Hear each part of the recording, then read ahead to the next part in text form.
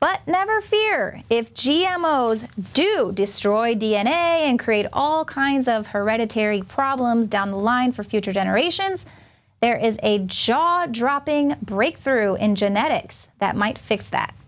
For the first time, scientists are able to engineer any part of the human genome with extreme precision by using a revolutionary new technique called CRISPR, which has been likened to editing the individual letters on any chosen page of an encyclopedia without creating spelling mistakes.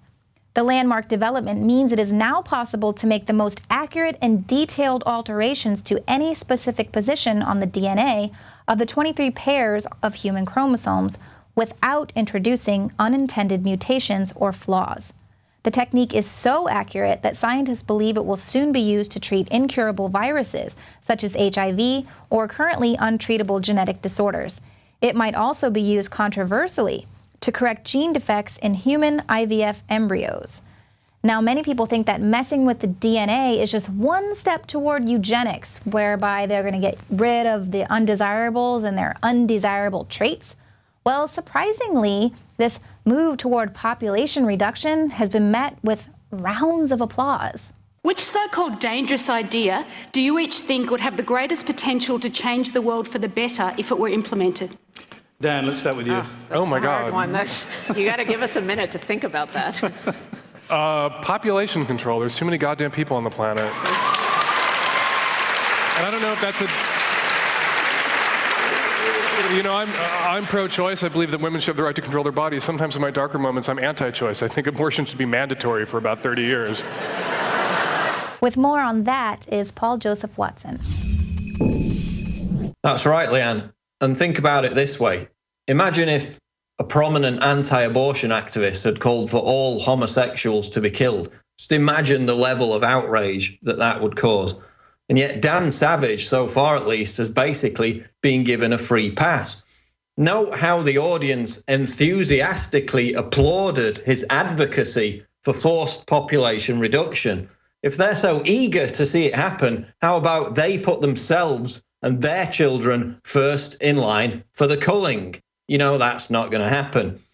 But Savage is only advocating the same concept that current White House science advisor John P. Holdren promoted in his 1977 book, Ecoscience. Forced abortions of the type ruthlessly imposed by the communist Chinese government. We've all seen the stories, women being kidnapped off the streets out of their own beds, beaten up, dragged to state clinics, forcibly injected with abortion-inducing drugs, the babies forcibly aborted, thrown in a bucket. That's the kind of policy being advocated here. But aside from the moral outrage, Savage's argument is based on the debunked myth of overpopulation. Half the world is already below the 2.1 fertility replacement rate. Virtually all major European countries are well below it, as is America. We're actually not having enough children to replace ourselves at the current rate as it is. According to the UN's own figures, population will peak at around 9 billion in 30 to 40 years and drastically decline soon after. This demographic transition, which is what they refer to it as, actually means that the real threat facing humanity by the end of the century will be underpopulation, not overpopulation.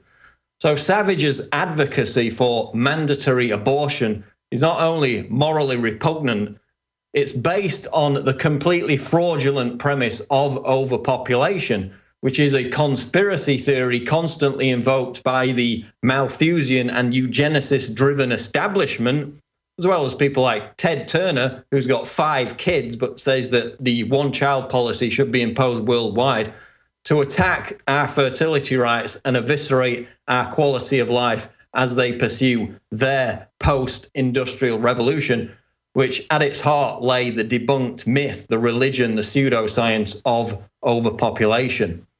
Now back to Leanne McAdoo in the InfoWars studios.